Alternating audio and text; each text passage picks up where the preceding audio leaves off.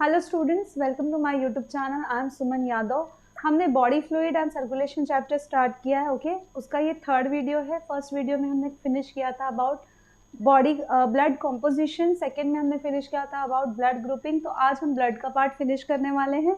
आज हम पढ़ेंगे अबाउट ब्लड क्लॉटिंग और we can say blood coagulation. So it can be known as blood clotting also. तो क्या है बच्चों ये ब्लड क्लॉटिंग? यस, क्या है ब्लड क्लॉटिंग? हम सब जानते हैं, खून का जमना, राइट। कभी भी हमें कोई कट लगता है तो फिर क्या, जो माइनर इंजरी होती है तो वो अपने आप वो रिकवर हो जाती है। यस, वहाँ पर क्या हो जाता है, पहले अगर कट लगा, माइनर कट लगा तो क्या होता है बच्चों, ब्लड लॉस होना शुरू होता है। लेकिन ब्लड लॉस के बाद थोड़ी देर बाद वो ब्लड लॉस स्टॉप हो जाता है। Yes, so basically this is blood coagulation is what is, it is prevention of excessive blood loss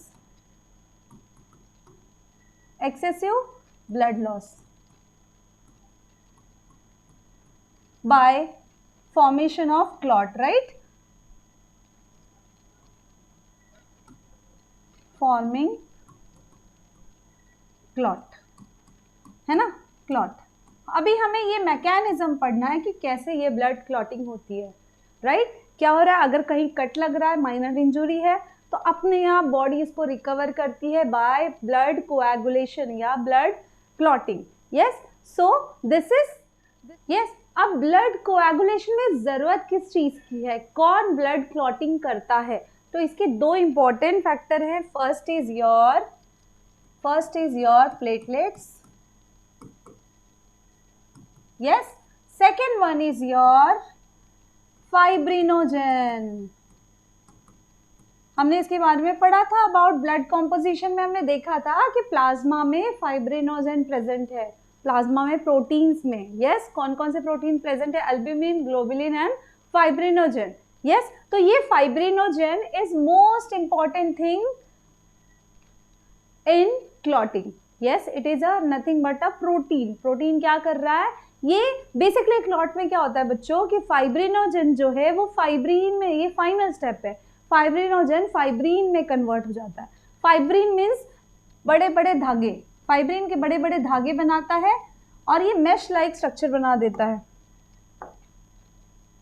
yes, इस तरीके से बेसिकली जहां पर कट लगा है बच्चों, तो कट पे उसको स्टॉप करने के लिए, एक बैरियर प्रिवेंट करने के लिए फाइब्रिनोजन फाइब्रीन में कन्वर्ट हो जाता है। मतलब एक फिल्टर लगा देता है वहां से, ताकि सेल्स जो है वो ब्लड से बाहर ना, जो वेसल से बाहर ना आ सके। तो this is nothing but your fibrin. तो हमें यही स्टेप करना है कि फाइब्रीन, हमें यही जानना है कि फाइब्रीन बनता कैसे। बेसिकली आपके क्लॉट में क्या आएगा, फाइब्रीन होगा और यहाँ पे सेल्स होंगे। Yes, cells trapped in fibrin. हमारा मान लो ये ब्लड वेसल्स है, अगर वहां पे कट लगा, यहाँ पे कट लगा, तो यहाँ से सेल्स बाहर आ सकते हैं, राइट। यहाँ से सेल्स बाहर आ सकते हैं। तो इस सेल्स को बाहर आने के लिए, ब्लड को बाहर आने से रोकने के लिए यहाँ पर क्या बन जाता है बच्चों, मैश बन जाता है। किसका मैश बन जाता है बच्चों? फाइब्रीन का मैश बन जाता है। Yes, fibrin is a protein, fibrin का मैश बन जाता है। ये लंबे लंबे धागे की तरीके का प्रोटीन है, ठीक है। तो इस मैश के बनने से यहाँ से ब्लड लॉस नहीं होगा। Yes, so basically your clot is what, clot की बात करें तो क्लॉट क्या होता है बच्चों? Clot is nothing but your damaged और डेड formed cell means सारे formed cell trapped in fibrine network। yes, so blood clot is what, हमारे जो डेड सेल्स हैं, जो डैमेज सेल्स हैं, जो सेल्स ब्लड से बाहर, ब्लड वेसल से बाहर आने की कोशिश कर रहे हैं, वहां पर क्या है, फाइब्रिन का क्लॉट लग गया है, फाइब्रिन के धागे उसको ट्रैप कर लेते हैं, ठीक है। तो इस मैकेनिज्म को हम डिटेल में समझते हैं कि ये कैसे होता है, ठीक है। तो कौन कौन से फैक्टर इन्वॉल्व है? प्लेटलेट्स इन्वॉल्व है, फाइब्रिनोजन इन्वॉल्व है, and third there are many clotting factors,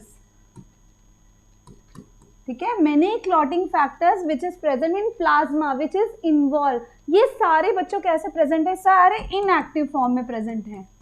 ये एक्टिवेट कब होंगे, इनफैक्ट फाइब्रिनोजन भी क्या है, इनएक्टिव फॉर्म है। क्या है बच्चों, इनएक्टिव फॉर्म है।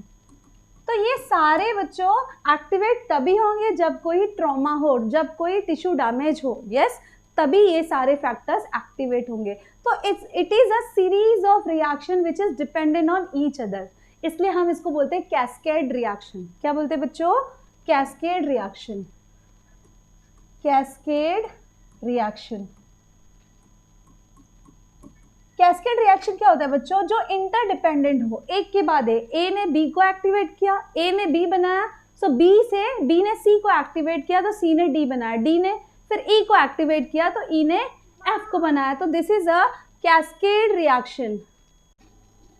सो clotting of blood is also a cascade reaction, मतलब इन एक के बाद दो सीरीज ऑफ रिएक्शंस है जिसमें number of clotting factors involve है। ठीक है, आपको सारे क्लॉटिंग फैक्टर्स नहीं याद करने, ठीक है, आपको बस ये जानना है कि क्या प्रोसीजर हो रहा है, कि जो स्टेप्स हम पढ़ेंगे उतना ही याद करना है क्योंकि उतना ही हमारी एनसीईआरटी में है। ठीक है, उनमें से एक clotting factor you can remember, it is a calcium. Calcium भी एक क्लॉटिंग फैक्टर है। उसी तरीके से डिफरेंट डिफरेंट प्रोटीन्स है, वो भी एक क्लॉटिंग फैक्टर है। ठीक है, तो क्लॉटिंग फैक्टर को आपको याद नहीं रखना, आपको बस स्टेप्स याद रखना है कि क्या हो रहा है। तो मैं यहाँ पे डायग्राम बनाती हूँ। This is our blood vessel, ठीक है, ब्लड वेसल्स है जिसमें नॉर्मली ये मैंने प्लेटलेट्स बनाया, this is platelets, yes. Then there is RBCs, RBCs इस तरीके से नहीं, मिक्स प्रेजेंट है, मैंने तो अलग अलग, wait I will make it again.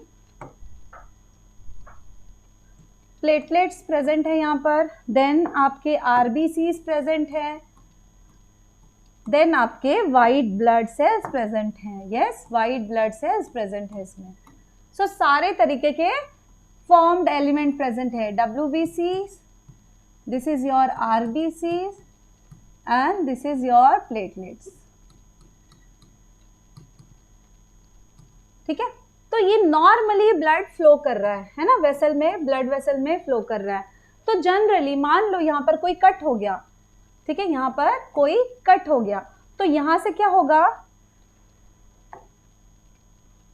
Cut होने से क्या होगा बच्चों, ये एरिया कट हो गया, कट होने से क्या हो गया, अभी कोई नॉर्मल पानी का कोई बड़ा पाइप है, बीच में से थोड़ा सा स्पेस हो गया, कट हो गया, तो वहां से क्या होगा, पानी बाहर आना शुरू होगा।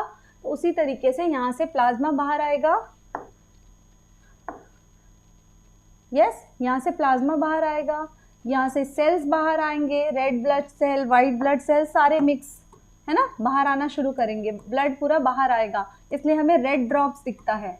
सो दिस इज ब्लड, है ना, ब्लड फ्लो जब कोई कट लगता है तो, यस। इसके बाद पहला देखो, जब कभी हमने अभी डिस्कस किया कि कोएगुलेशन और क्लॉटिंग कब होता है, जब कोई कट लगा तभी ये सारे जो प्रोटीन्स है, जो सारे फैक्टर्स है वो एक्टिवेट होंगे। अब तक सारे इनएक्टिव फॉर्म में प्लाज्मा में घूम रहे हैं, यहाँ पे क्लॉटिंग फैक्टर प्रेजेंट है, राइट, ब्लड में क्लॉटिंग फैक्टर प्रेजेंट है, फाइब्रिनोजन प्रेजेंट है, ये सारे इनएक्टिव फॉर्म में फ्लो कर रहे हैं। लेकिन जैसे ही जब ये फ्लो करेंगे तो सबसे पहला कौन एक्टिवेट होगा, यहाँ पे जो प्लेटलेट्स हैं, ये जो प्लेटलेट्स हैं, जब ये घूमते रहेंगे, यहाँ से बाहर आते रहेंगे, तो ये देखेंगे अरे ये वेसल तो कटा हुआ है, तो ये क्या करेंगे, प्लेटलेट सबसे पहले उस एरिया को ब्लॉक करने की कोशिश करेंगे। ठीक है, तो सबसे पहले प्लेटलेट्स क्या करेंगे बच्चों,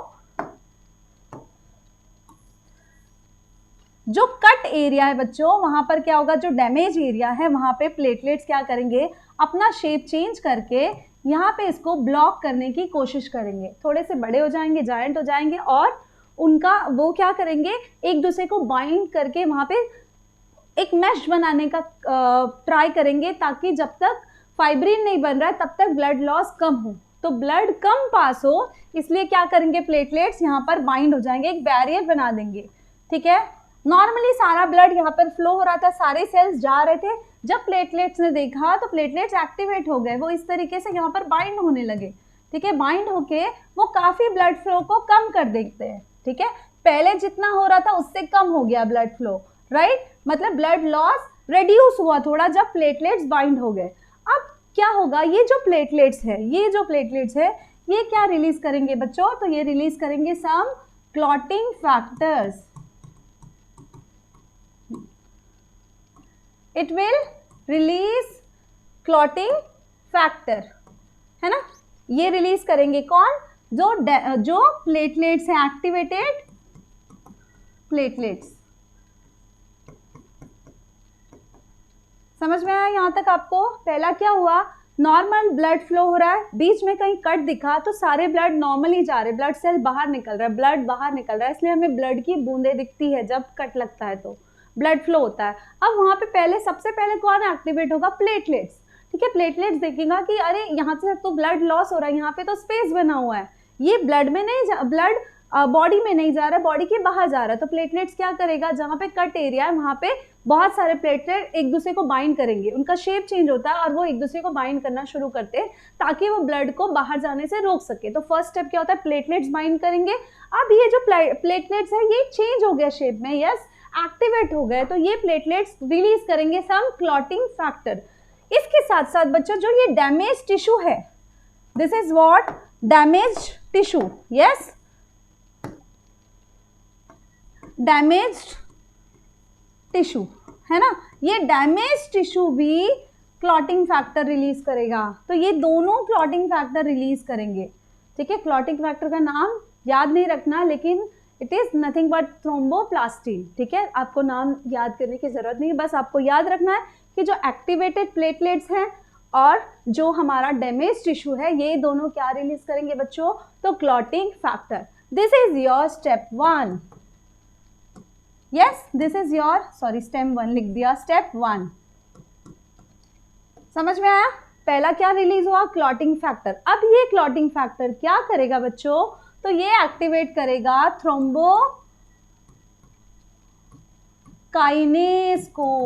ये क्या है बच्चों, थ्रोम्बोकाइनेस एंजाइम है, तो थ्रोम्बोकाइनेस एंजाइम कॉम्प्लेक्स को एक्टिवेट करेगा बच्चों, ये है ना, this will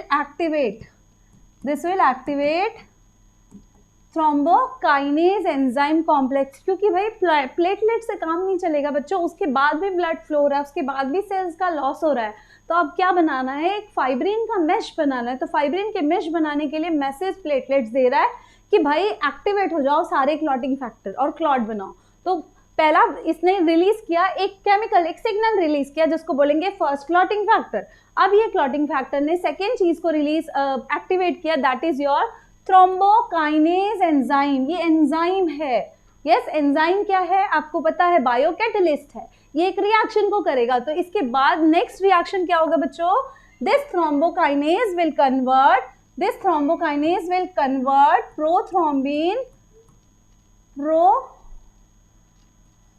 prothrombin into thrombin.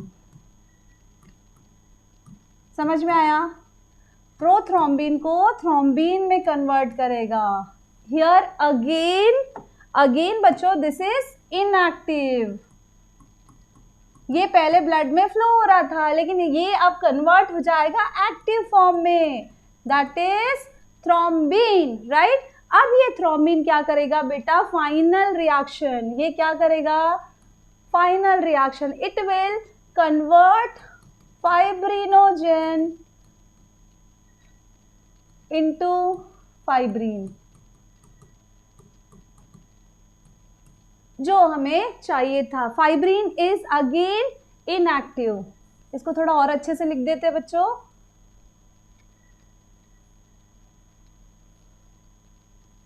Yes, thrombin क्या करेगा, ये थ्रोम्बिन क्या करेगा बच्चों, तो ये कन्वर्ट करेगा फाइब्रिनोजन को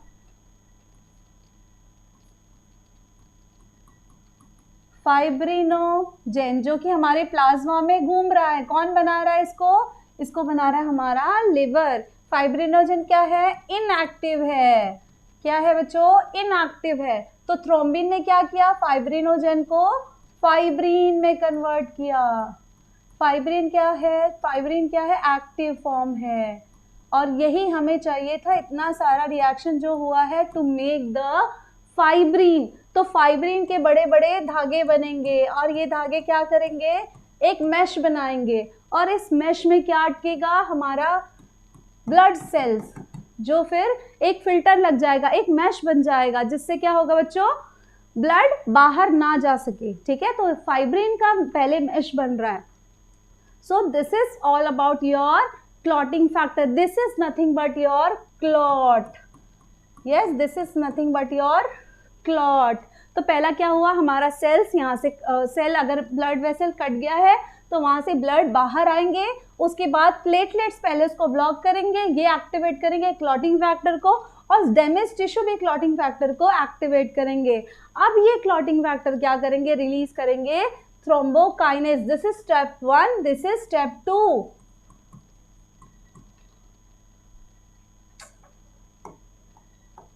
गद्दा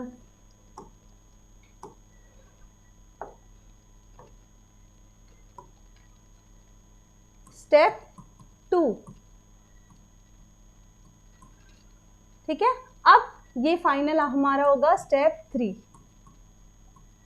क्या समझ में आया आपको? पहला थ्रोम्बोकाइनेज, पहले क्लॉटिंग फैक्टर रिलीज किया प्लेटलेट्स ने एंड डैमेज टिश्यू ने। अब ये क्लॉटिंग फैक्टर ने थ्रोम्बोकाइनेज एंजाइम को एक्टिवेट किया।